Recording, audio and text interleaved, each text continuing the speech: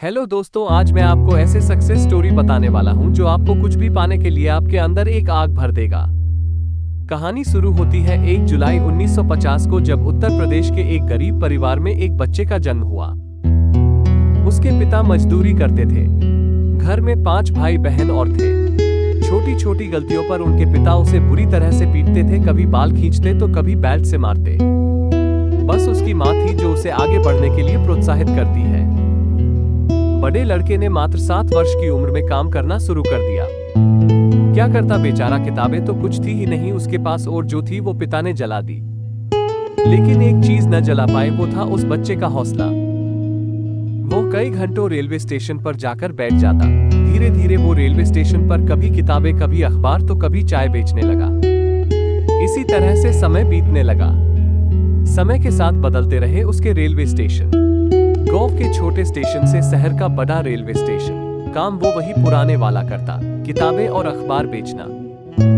लेकिन वो जब भी खाली होता तो उन किताबों और अखबार को पढ़ने लगता जिन्हें वो बेचा करता था। उसने तरह तरह के लोग देखे उस रेलवे स्टेशन पर। किसी को चोरी करते हुए देखा तो किसी को सामान की हेराफेरी करते तो किसी को नशीली चीज को बेचते देखा।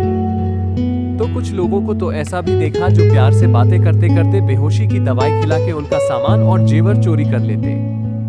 देखा सब उसने, लेकिन उसके दिमाग में सिर्फ एक ही चीज थी कि मुझे उसी रेलवे में उच्च वर्ग की सरकारी ऑफिस में बैठना है, जहां उसने अपना बचपन किताबें और अखबार को बेचने में लगाया।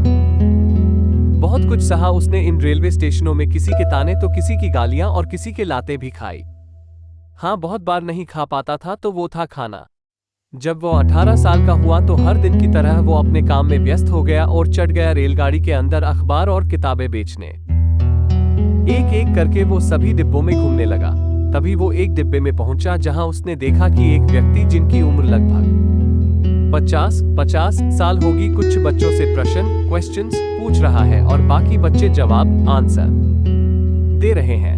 वो वहीं उनके पास बैठ गया और अखबारों को किनारे कर दिया। वो व्यक्ति जो भी सवाल बच्चों को पूछते उन सब के जवाब ये भी जानता था।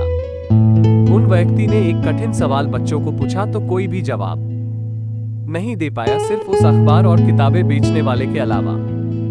सब लोग हैरान हो गए। वो व्यक्ति भी हैरान हो गए जो बच्चों को सवाल पूछे थे। तुम्हारा नाम क्या है बेटा? उन व्यक्ति ने पूछा। वो सकपकाया सा रह गया। बहुत ज्यादा साल हो गए थे, किसी ने नाम नहीं पूछा। जिसको जो लगा अपनी मर्जी से नाम रखता गया। कभी कुत्ते, कभी छोटू, कभी गंदी नाली के कीड़े तो कभी पिल्ले की औलाद। बस सबने नाम रखा, किसी ने पूछा ही नहीं। क्या करता घर को चलाने के लिए, घर को जो छोड़ना जो पड़ा। उसकी आंखों में आंसू आ गए तो उस व्यक्ति ने उसे अपने पास बिठा दिया और पूछा, बताओ ना नाम अपना। तो उसके मुंह से निकला, मेरा नाम सुरेश है साहब। उस व्यक्ति ने सुरेश को गले लगा लिया तो सुरेश रोने लगा। इतना रोया कि डिब्बे में बैठे बाकी लोगों के भी आंसू निकल आए। क्या करता चाहते हुए भी रोक नहीं पा रहा था अपने आंसू को। क्या करता, बहुत ज्यादा सालों बाद किसी ने नाम पूछा और गले लगाया था। वो व्यक्ति कोई और नहीं थे बल्कि रेलवे विभाग में सबसे बड़े अधिकारी थे। उन्होंने सुरेश की नौकरी रेलवे में लगा दी, क्योंकि भले ही सुरेश स्कूल में जाकर ज्यादा नहीं पढ़ पाया, किंतु जिन किताबों और अखबारों को वो बेचा करता था उन्हीं से बहुत कुछ सीखा भी। उसी मेहनत और काबिलियत के दम पर नौकरी पाई।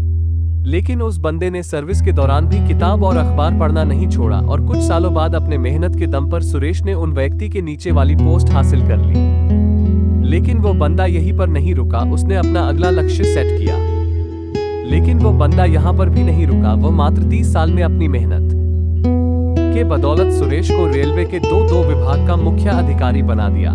धीरे धीरे वो बहुत से सम्मानजनक पदों पर कार्य किया और अपने घर में सबकी मदद की।